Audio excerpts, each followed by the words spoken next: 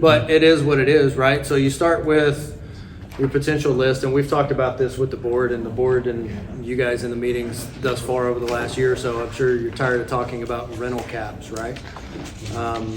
But ultimately it's about maintaining the database more than it is creating one, right? The database of owners is already there. And identifying those that are renters and all of that, it seems that Deborah and you and some other community members have done the lion's share of the legwork and cleaning and scrubbing the data to know where the list, the potential rentals that are out there that haven't been addressed one way or the other, or contact made with the homeowner one way or the other to this point. So really it's about, here's a hard copy of it right in here. there you go. So really it's about taking that list, maintaining it, and diluting it down more to get to the true bucket of the actual non-owner occupied properties, right? From there, it's about maintaining it through our processes, where our software and everything we do internally, we're able to track homeowners, tenants, even short-term rental stuff. We're not going to go that route, but so we have those capabilities, and a lot of it is automated workflows and things that we leverage because I'm big on being lean and mean. My degree and my career in banking and finance before I started NTX back in 2014 was operations management, efficiency, Lean Sigma, that type of stuff. So, but really it's about maintaining it and hitting it off at the pass. My only concern is private ownership transfers that we don't know anything about, that don't come through a title company that requests the proper resale documents. But at that point, the seller themselves and the buyer themselves have not done their own, they haven't followed the right protocols to begin with. So it's just going to be, it is what it is for those folks. But on average, a neighborhood turns over 8 to 10% a year. So it's what, 1,200 homes, about 10 a month that turn over one way or the other. It's about maintaining it, not reinventing it. I don't know if that answered your question or not, Jack. Yeah. Do you have a website and phone number? Yes. All of that will be in your welcome letters that are going to be going out as soon as I get the owner database from Spectrum. The website is going to be northtexashoa.com. Right now it's coming soon. We're revamping it. And then our phone number is 940-340-1575.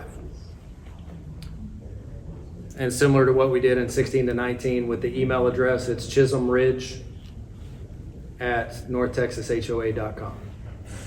That way if I'm out, somebody else can cover it. Back to Jack's thing on the rental caps, we did, like you say, there's that information. A lot of times on TAD, it'll show the owner, but you really have to look at the owner's address, which we did. So we were determined, we could determine that was the rental. So That's your very first filter is, Okay. right, current owner, right, street address of property, owner mailing address. Right. If there's a variance there, right, now outside of it being a PO box, that, gets a little diluted. But if it's a separate physical mailing address, then that's indicator number one, that it's a potential non-owner occupied property, right?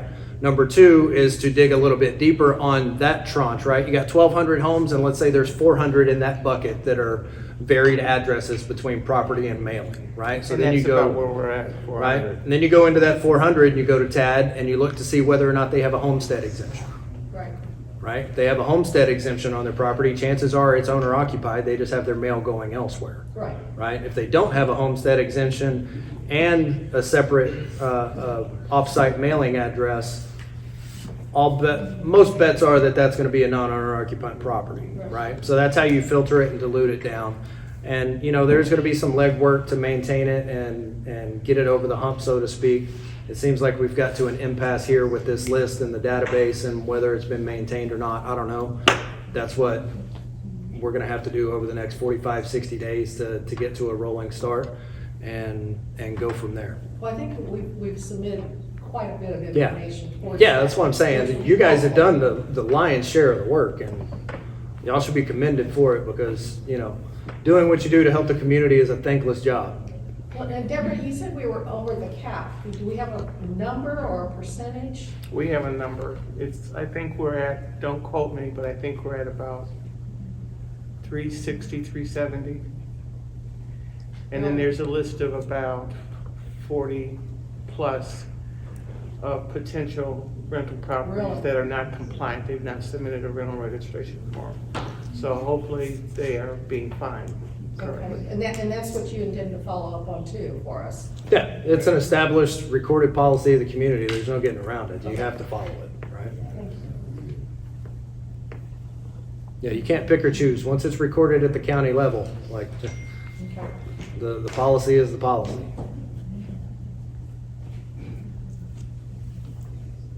Does anybody else have any other questions about the transition process? I'll just kind of give you guys the 45-second stump speech for homeowners related to the transition. Our management of the community is effective May 1st. So any business between now and May 1st is business as usual with Spectrum.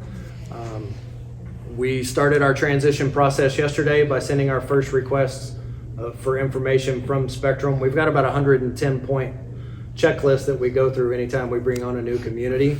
But I can't start without the homeowner data, account balances, vendor contact info, all of that type of stuff. So that's what I'm waiting on to get from them so that we can get you guys a letter in the mail to let you know not only the folks in the room or online, but the community at large. The changes that are coming. Any payments that are made to Spectrum in late April, but they don't post to your account until May, the transition really won't be done until the end of July. It takes that long for us to reconcile accounts and get everything back from Spectrum because they're going to have outstanding checks to vendors that they have to wait to clear the bank accounts, and then they close the bank accounts, and sometimes that takes 45, 60 days, right? And then we really can't certify all of the accounting straight until we get zero balance bank statements showing that they've been closed, all of that type of stuff. So, but for homeowners, it's just going to be a different email, different phone number, and a new app and a login. So, but all of that information will be in the welcome letters that we send out, and we'll be sending it out ad nauseum. We'll be sending out email blasts. It's going to be hard to hide from us over the next 60 to 90 days, just so the word's out for homeowners, because I'm looking at July 1st when the next round of dues are due, and we don't want a bunch of owners sending their payments for the community to Spectrum. A lot of times it's about a 60-day delay getting that money to the community bank accounts if that happens. Yes, sir. Just so you know a little bit, where do you live? Where's the office going to be? And how many accounts you got? I live in Denton. It's where the office is. It's out of my house. I'm the owner. Anybody that works for us will be remote. How many communities we have? You guys are it.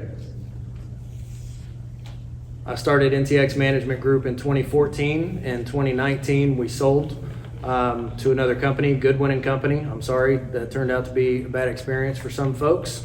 But we had some major life events in our family that precluded us from operating, so we had to do what we had to do.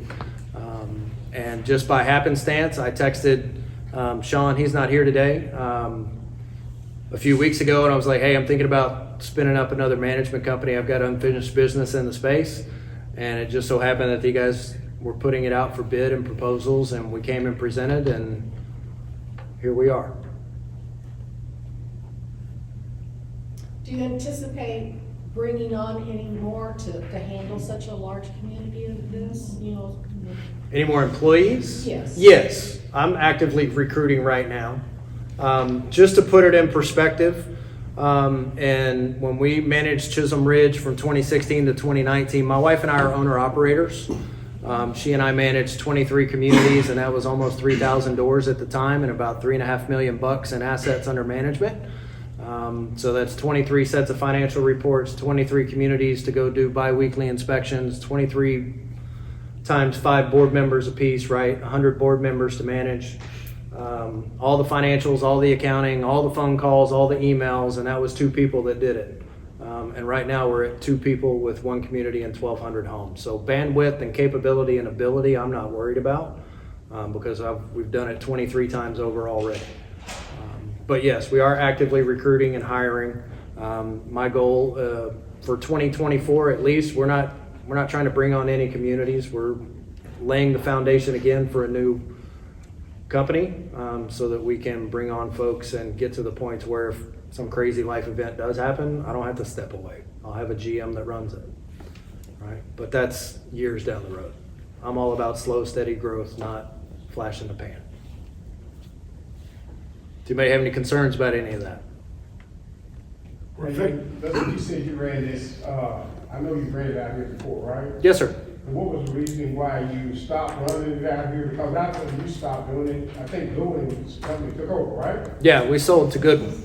I'm sorry? We sold the contracts to Goodwin, yeah. You sold your contract to Goodwin? Okay. Which there's a clause in the management agreement now that's not allowed, so we can't do that I'm sorry? again. We put a clause in our agreement that we can't assign a contract. So if NTX, right? Can't assign Previously, I could just assign your contract to XYZ Management and there was nothing you could do about it. Okay, Now that's not the case. okay. So when did that change? When Deborah signed the agreement last week. Oh, okay, great. Glad to hear that. Yeah. Okay. So we're no longer going to be, of appeal to a buyer, in other words. The intent is to keep us. Yeah. So it's his Why way. do we keep changing management companies so often? Well, when Goodwin came on board, we did not pick Goodwin. Our contract was sold to Goodwin. We decided to give them a shot. They failed. We replaced them with Spectrum. I'm glad to be back.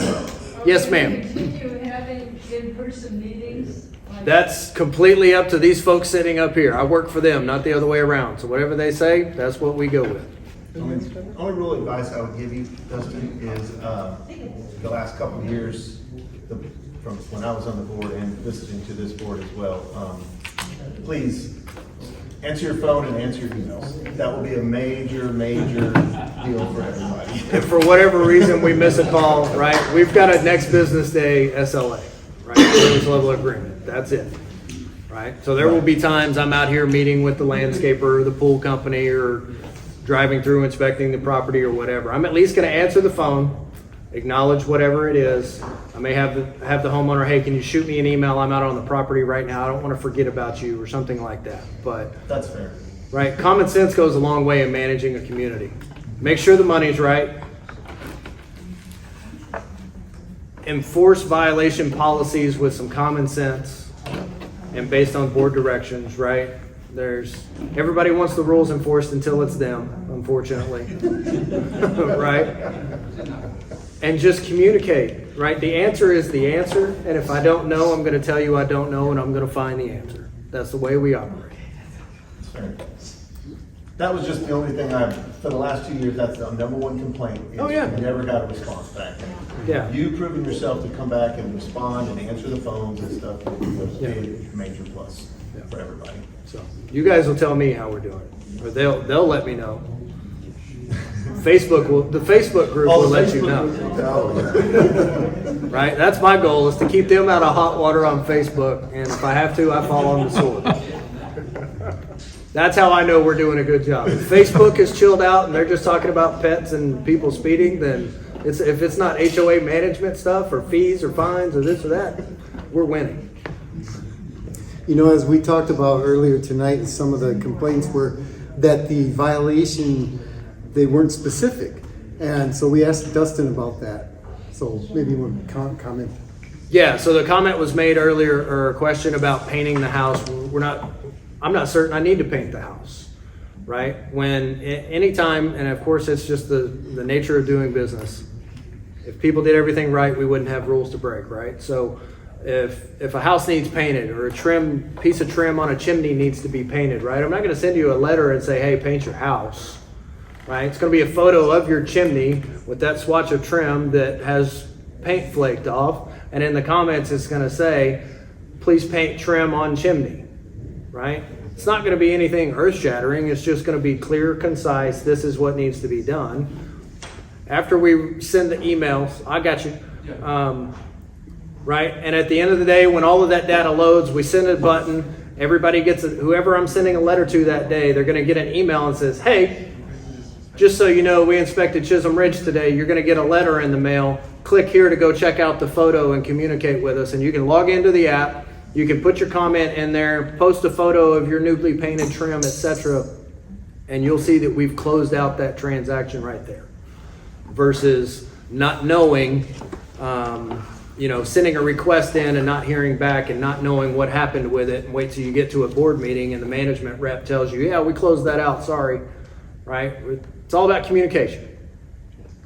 Well, we figured out a way to fix that mailbox door, just so everybody knows. Right, yes, sir. So I guess you were going to be sending the inspectors for those type of stuff? Yeah. Will they be a little bit more qualified than the ones that are doing it now, or are they going to be the same people? Well, it's not about qualification, it's just about, is the home in compliance with the governing documents established for the community, right? Now, whether somebody can read the outline, right? So we take all hundreds and hundreds of pages of your governing documents and we break it down into a template, specific verbiage for each individual, right? Fence posts or, fences and stain and, paint and grass and all of those different types of categories, right? And we break it down into a template and then we have a verbiage that we tie to it and send it out, right? The inspectors aren't perfect, but again, you call me up and say, hey man, it's been raining for 2 weeks. I couldn't mow my grass. You sent me a letter, right? We have common sense related to those things, right? The good thing about me living in Denton, Texas is you guys get the same weather about 45 minutes before I do. Right? So we've had a rainy weekend and it rained last night. You guys' trash day is on Tuesday, right? Yeah. Our inspections are going to be every other Thursday, just so I don't have to send out 600 trash can notices. Right? Again, common sense. Your trash day is on Tuesday. Why would we come out here on a Wednesday and have to bob and weave through the streets for everybody's trash cans? Your trash can's not put up. I should send a letter, right? So it's those types of things in execution, to your point, to save the community money and not having to pay for a stamp and an envelope and a letter, right? It saves us time and efficiency to where we can actually focus on the things that really matter, right? If it's if I see a leaning mailbox, I'm going to get a 4-foot level just for y'all. And I'm kidding, right? I make light of it, but it doesn't have to be this stodgy bureaucratic thing, right? The rules are the rules. We all signed up for it when we moved into the community, right? That's accepted, but the effective enforcement of that, right? I don't know if I'm landing the plane there or not. I don't know if that answered your question, but, right? I'm going to be the one inspecting, so whether I'm qualified or not, I don't know. We'll see when you get a letter and you call me. Yeah. And if you're getting written up for a dead bush when it's a dormant bush, because that was a big thing that came up a couple months ago, just pick up the phone and I'm no explain. horticulturist. I'm not an arborist. You're typically not going to find that in the HOA because then you're hiring specialists. Right. And then our fees go up. So the point is that if you have something special and unique, and address it, just communicate, and then they can do some research to back it up and say, okay, we verified it. We're going to believe you went to the trouble, and we move on. Right? Well, thank you, Dustin. Thank you. Thank you all for Appreciate it, coming. everybody.